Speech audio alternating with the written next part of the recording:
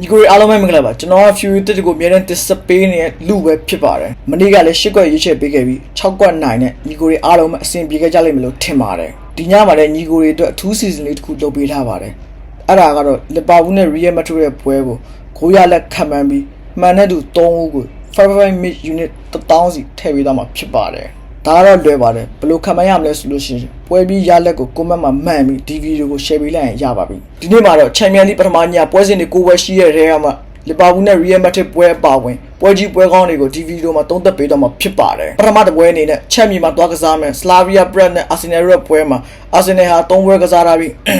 3ပွဲနိုင်ရမှတ်6မှတ်နဲ့အဆင့်4နေရာမှာရှိနေပြီး Slavia Prague ကတော့2ပွဲတရေတစ်ပွဲရှုံးနဲ့ရမှတ်2မှတ်နဲ့အဆင့်28နေရာမှာရှိနေပါတယ်။ Arsenal ဘက်ကတော့ဒီည Yogret နဲ့ Zubimendi တို့ကပါဝင်လာနိုင်ခြင်းရှိမှာမဟုတ်ပါဘူး။ Arsenal ဘက်ကိုကြည့်မယ်ဆိုလို့ရှိရင် Champions League နောက်ဆုံး3ပွဲလုံး body အောင်ထားပါတယ်။ Slavia Prague ကတော့ Champions League နောက်ဆုံး3ပွဲမှာ2ပွဲလောက်က body ကျတာပါတယ်။ဒါကလက်ကားပြောနေတာမဟုတ်ပါဘူး။ Arsenal ကိုဒီရက်ပိုင်းနှလုံးထက်တွေပေးတဲ့ Bookie ဒီညမှာလည်းလက်ရှောင်ရဲအောင်လို့တူပလက်ထပ်ပေးနေတဲ့ပွဲပဲဖြစ်ပါတယ်။ IFM လို့ပြောတာမဟုတ်ပါဘူး။ဒီညကြည့်လိုက်ပါဂိုးထပ်ပြက်အောင်လို့ Arsenal ထပ်ပြီးတော့တွင်းပြအောင်မှာဖြစ်ပါတယ်။ဒါကြောင့် Arsenal body ကိုရွေးချယ်ပေးလိုက်ပါတယ်။ဂိုးပေါင်းအနေနဲ့ကယူရိုလေးပဲစဉ်းစားပါ။ဂိုးလိုနေတဲ့အသင်းနဲ့အမတ်လိုနေတဲ့အသင်းအိုင်နတင်းကန်တဲ့ပွဲမှာဂိုးနည်းစရာအကြောင်းတော့မရှိပါဘူး။ဒါကြောင့် Arsenal တို့ပွဲမှာဂိုးများကိုပဲရွေးချယ်ပေးလိုက်ပါတယ်။ဒုတိယတစ်ပွဲအနေနဲ့ဒီညရဲ့အကြံဆုံးပွဲဖြစ်တဲ့ Anfield မှာကစားမယ်လီဗာပူးနဲ့ Real တို့ပွဲကိုသုံးသပ်ပေးတော့မှာဖြစ်ပါတယ်။အမဘေးစီယာမှာတော့ Real က3ပွဲနိုင်ရမှတ်6မှတ်နဲ့အဆင့်9နေရာမှာရှိနေပြီး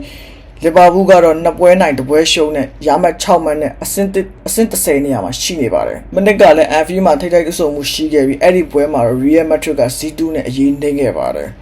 ဒီနေ့မှာတော့ထပ်ပြီးတော့အရေးနှိမ့်ပါမလားလီဗာပူးရဲ့ current form ကတော့အနေငယ်ဟန်ချက်မညီသေးပေမဲ့အလွန်ဆိုရဲ့ Real Madrid ကတော့နောက်ဆုံး17ပွဲမှာ10ပွဲအထိအနိုင်ကစားပြတာပြီး Champions League ဖလားရဲ့ဘိုးဆွဲမဲ့စီးရင်ထဲမှာရေပန်းအစားဆုံးဖြစ်နေပါတယ် Real ကဘာစီကိုအင်ကွင်းမှာ2-1နဲ့အနိုင်ကစားပြီးခဲ့တဲ့လုံးဝ on fire ကိုဖြစ်နေတာပါဒါကြောင့် Champions League တမိုင်းမှာအစင်လာကြီးမားတဲ့ Real Madrid body ကိုပဲရွေးချယ်ပေးထားပါတယ်နောက်ဆုံးထိပ်တိုက်တွေ့ဆုံမှု6ချိန်မှာလည်း4ချိန်လောက်ကဂိုးအောက်ထားပါတယ်အဲ့ဒါကို body ဈေးပျော့ပြီးဂိုးပေါင်းဈေးပြင်းနေတဲ့အနေထားမှာတော့ဂိုးများကိုရွေးချယ်ပေးထားပါတယ်တတိယပွဲစဉ်အနေနဲ့အီတလီမြေမှာတွားကန်မဲ့နာပိုလီနဲ့ Frankfurt တို့ရဲ့ပွဲကိုသုံးသပ်ပေးသွားမှာဖြစ်ပါတယ်နှစ်သိန်းလုံးဟာနှစ်ပွဲရှုံးတစ်ပွဲနိုင်နဲ့ရမှတ်3မှတ်စီနဲ့အဆင့်22-23မှာသူမတာကိုမတာဖြစ်နေကြတာပါနှစ်သိန်းလုံးဟာအမှတ်လိုနေတဲ့အနေထားမှာနာပိုလီက body ကြီးကိုတလုံးသွင်းရင်ပြား20လောက်ပဲစားရမယ်ဆိုတာကအရန်ကိုပြင်းပါတယ်ပြီးတော့လည်းအရေးဆုံးရလဲကြပါတယ်ဒါကြောင့်ဒီပွဲကိုညီကိုတွေ body ကိုရှောင်းသိချင်ပါတယ် Frankfurt ဟာ73နှစ်အကြာမှာ Champions League ပါဝင်ခွင့်ရရှိခဲ့ပြီးပြိုင်ဘက်အသင်းတွေကိုဂိုးလူလိုပေးနေတဲ့အသင်းမှာဒါကြောင့်ဒီညမှာလည်းနာပိုလီနဲ့ Frankfurt ကမင်းပါကောင်းလဲငါပါကောင်းလဲဆိုပြီးတော့စမ်းကြအောင်မှာဖြစ်ပါတယ်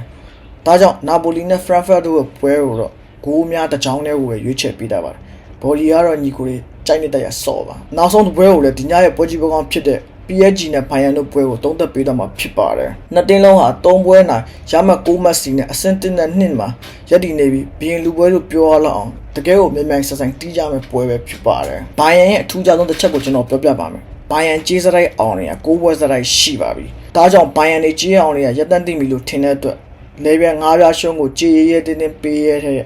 PSG body ကိုပဲရွေးချယ်ပေးထားပါတယ်ကိုပေါင်းစည်းတင်နဲ့ထူးခြားတဲ့နောက်တစ်ချက်ကိုထပ်ပြီးပြပြပါမယ် PSG အိမ်ကွင်းမှာလာကစားတဲ့နောက်ဆုံးထိပ်တိုက်တွေ့ဆုံမှုဟတ်တူဟတ်မှာလဲ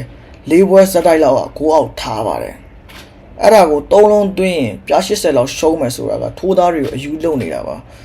PSG ကဂိုးမျိုးတဲ့အသင်းတွေနဲ့တွေ့လို့ရှိရင်ခန့်စစ်ပိတ်ကစားတတ်တဲ့အသင်းမှာဒါကြောင့်ဒီပွဲမှာလဲဂိုးပေါ်နိုင်ခြင်းတအားနဲတာမလို့ဂိုးနဲကိုပဲရွေးချယ်ပေးလိုက်ပါတယ်ပြီးတော့ညီကိုတွေကိုပြောဖို့တစ်ခုကြံသွားတယ်ကျွန်တော်ကြာဆုံး free 3ပွဲကိုလည်း Telegram channel မှာတင်ပေးတာဖြစ်လို့ Telegram channel ကို comment မှာချထားပေးပါမယ်ညီကိုတွေနေ့တိုင်းလို့နေတဲ့ညီကိုတွေရှိရင် join ပြီးတော့ယူနိုင်ပါတယ်ညီကိုတွေအားလုံးပဲ good luck ပါပဲညီကိုတွေအကြိုက်သူမှကစားပါအကြိုက်မတူရင်ဘက်ကန်ကြဖို့မြစ်တာရက်ခံအပ်ပါတယ်ညီကိုတွေအားလုံးပဲဒီညလည်းဆက်ပြီးအပေါင်းပြနိုင်ကြပါစေ